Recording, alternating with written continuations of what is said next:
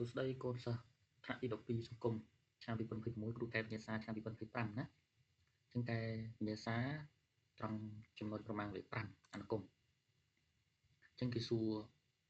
ពីចំណុចកដល់ចំណុចងណាចឹងយើងរកដែនកំណត់មានកំណត់ ABC បង្ហាញសន្ទុះត្រេតសិក្សាទីតាំងធៀបនេះកូនសិស្សសូវចេះទេណាសិក្សាអធិភាពនេះសំខាន់តែខុសហើយខុសក្រាបយើងក៏ខុសដែរខាងអធិភាពយើងក៏ខុសសំខាន់គឺសិក្សាអធិភាពសំខាន់តោះយើងចាប់ដើមប្រមាណ5ចឹងអត្រាចំណែកនេះគឺយើងរកដំបូងគឺរកដែនកំណត់នៃអនុគមនេះអនុគមនេះគេឲ្យគេកំណត់ឲ្យយើងមានប៉ុណ្ណេះណារ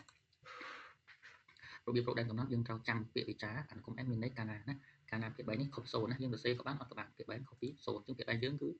ដក1ដក x ខុស0អូខេដូចយើងទាញរក x យើងបោះដក1ម្នេះមកយើងបានបូក1ហើយដកយើងរុញម្នេះមកបាន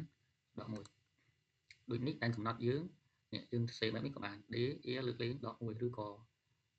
ដែនកំណត់យើងចាប់ពីដកអនន្តទៅដក1ប្រជុំពីដក1ទៅបូកអនន្តណាសេមួយណាក៏បានដែរចំណុចខរក ABC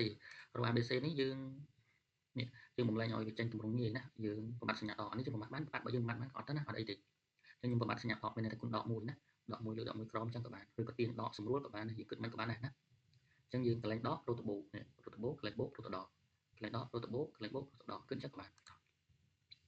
បំរាប់ណាបំរាប់ ABC គេឲ្យនេះក៏អនុគម f នៃ x ស្មើ ax បូក b បូក c លើ x បូក1ណាចឹងគោលដៅរក a b c ទៅតម្លៃស្មើប៉ុន្មានយើងតម្រូវពាក្យបែងក៏បានដែរយើងតម្រូវពាក្យបែងណាយើងយក x បូក1នេះគុណនឹងកតា ax បូក b គុណចឹងក៏បានហើយគុណពលិតមក ax គុណនឹង x បាន ax ក្រេនេះ ax គុណនឹង1បាន ax ណាយើងសេ a ទាញកតា x តែម្ដងក៏បាន b គុណនឹង x បាន bx តែយើងទាញ x កតាតែម្ដងយើងដាក់បូក b តែម្ដងហើយ c ដែល x បូក1ណារួចយើងចាប់ផ្ទឹម ax ក្រេផ្ទឹមជាមួយ 2x ក្រេអញ្ចឹង a ស្មើ2នេះ a ស្មើ2យើងចាប់ផ្ទឹមលេខគុណនៃភាគយកយើងចង់ប្រព័ន្ធសមីការណានេះកន្លែងនេះ a យើងមិនចាំយក x ក្រេមកទេណា x ក្រេយើងស្រួល a ស្មើ2ដល់ពេល a បូក b នេះស្មើ x មានគុណនឹងលេខ1ណាអញ្ចឹង a បូក b ស្មើ1ចំនួនថេ b បូក c ណា b បូក c អញ្ចឹង b បូក c យើងស្មើដល់2រួចគោលដៅទាញរក ABC យើងជំនួសយកនេះ a ជំនួសក្រោមមកបាន2នេះ2បោះនេះមកដក2 1ដក2បានដក1រួចយើងយក b មកជំនួសម្ដងដក1ណាដក1បោះនេះមកបានបូក1ដក2បូក1បានដក1អញ្ចឹងយើងរកឃើញហើយដូចនេះមក a ស្មើ2 b ស្មើដក1 c ស្មើដក1ណាយើងសរសេរទម្រង់ចេះក៏បានចេះជានេះចូលចេះក៏បានណាអញ្ចឹងគោបង្ហាញថាបន្ទិត d y ស្មើ2 11ជាស៊ីមតូត្រេតណានេះយើងបង្ហាញមិនយើងរកទេណាយើងបង្ហាញអញ្ចឹងគោលដៅបង្ហាញយើងត្រូវចាំរូបមន្តណារូបមន្តស៊ីមតូត្រេតកាលណាយើងបង្ហាញទេយើងត្រូវប្រើ limit x គិតបូកដកណា x ដក ax បូក a ណាយើងដកស៊ីមតូតយើងនេះស៊ីមតូតយើងគឺផ្ដិតទឹក d យើងតាមផ្ដិត d ទៅនេះយើងមានដល់នេះ y d ណា y d គឺផ្ដិត d របស់យើងគឺជាស៊ីមតូត្រេតណាស្មីការយើងចំនួនចូលមកហើយគុណដកចូលមកបានដក 2x បូក1ណាសម្រួលអស់សល់ដក1លើ x បូក1អញ្ចឹងមួយចំនួនលើបូកដកហ្នឹងស្មើ0អញ្ចឹងពិតហើយដោយសារ limit ស្មើ0នោះផ្ដិត d ដែលមានស្មីការនៅ 2x ដក1ជាស៊ីមតូត្រេតនៃក្រាហ្វ c ណាពិតដែរពិតដូចនេះចំណុចខសិក្សាទីតាំងធៀបរវាងក្រាហ្វ c និងផ្ដិត d ដើម្បីសិក្សាទីតាំងធៀបយើងត្រូវសិក្សាសញ្ញាផលសងណាផលសងយើងដកហើយយើងបានដក1លើ x បូក1អញ្ចឹងអ្វីដែលប្រែប្រួលគឺ x ជាយើងសិក្សាតែ x បូក1មកអញ្ចឹងសញ្ញាដែលផលសងអាស្រ័យលើសញ្ញាពាក្យបែកណាចំនួនថេយើងអត់មានបញ្ហាទេបញ្ហាគឺពាក្យបែក x បូក1នេះអញ្ចឹងយើងសិក្សាបើ x បូក1ទៅ0ណា x បូក1ទៅ0យើងបោះមកបូក1បោះមកបានដក1ណាដក1នោះចឹងមានន័យថា x យើងគឺយើងដក1ណាទោះជាដក1ទៅណាទោះជាដក1ទៅយើងវិភាគមើលតើដក1លើ x បូក1នេះធ្វើឲ្យវាវិជ្ជមានឬក៏អវិជ្ជមានអូខេអញ្ចឹងវាធ្វើឲ្យវិជ្ជមានវាធំជាង0ព្រោះដកវាបាក់បូកធំជាង0ធ្វើឲ្យតម្លៃផលសងនេះគឺធំជាង0អញ្ចឹងធំជាង0ដាក់មកវិជ្ជមាននាំឲ្យ f នៃ x ដក y d គឺវិជ្ជមានដែរណាតាមខាងលើវាស្មើគ្នានោះអញ្ចឹងយើងអាចនិយាយពីចន្លោះវាបានចន្លោះពីដកអនន្តទៅដក1ក្រាហ្វ c ស្ថិតនៅលើកាលណាធំជាង0វានៅលើណាបើ x បូក1ធំជាង0យើងបោះមកធំជាងដក1យើងគិតមើលវិភាគមើល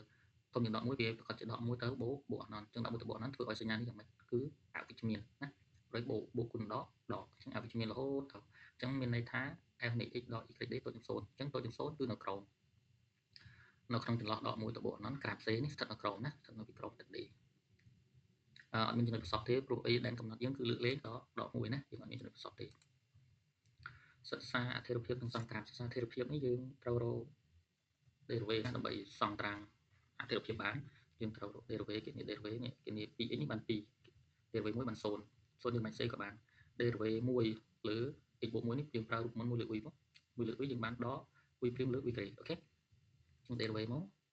យើងសេជាទម្រង់រូបមន្តសិនក៏បានចឹងវាបាន2ដកនឹងដកបានបូកណាកន្លែងនេះចឹង1លើ x បូក1លើ j ក្រេចឹងអានេះវាវិជ្ជមានដែរណាវិជ្ជមានហើយ2នេះក៏វិជ្ជមានអានេះក៏សញ្ញាបូកទៀតបើសញ្ញាដកអានោះពិបាកតិចតែដល់ពេលសញ្ញាបូកវាវិជ្ជមានធំជាង0អញ្ចឹងកើនណាអនុគមយើងគឺកើនអូខេចឹង f' នៃ x ធំនឹង0ជាងនិចអញ្ចឹងអនុគម f គឺកើននាំឲ្យអនុគម s ជាអនុគមកើនជានិចលើដែនកំណត់របស់វាដែលគ្មានអតិនិងអបទេអូខេ3គេនេះ limit យើង limit ណា asymptote ឈរណា limit យើងនិយោសមីការអនុគមផ្សេងចូលមកបូកអនន្តគុណ2បូកអនន្តអូខេដ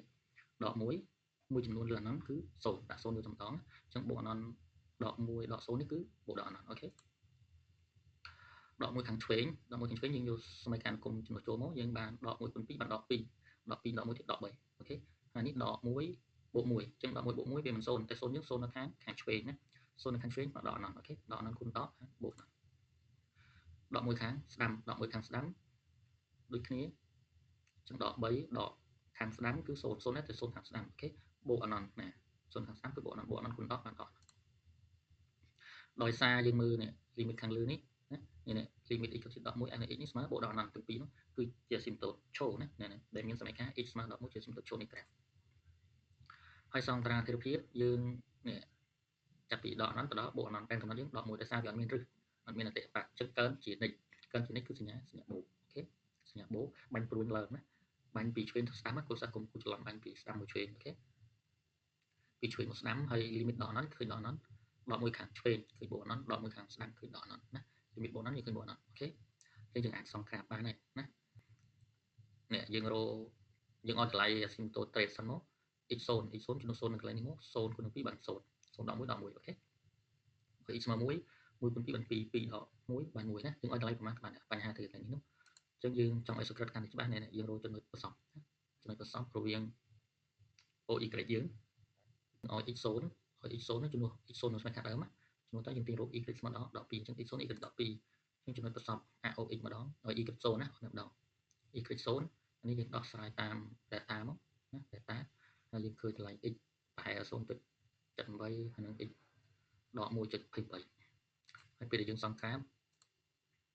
នេះយើងសង្ក្រាបបានអញ្ចឹងតម្លៃ x ដក 1.28 បើពាក់កណ្ដាលវាដក 1.5 ណា 0.5 0.5 ជាងអញ្ចឹងណាអញ្ចឹងយើងប្រហែល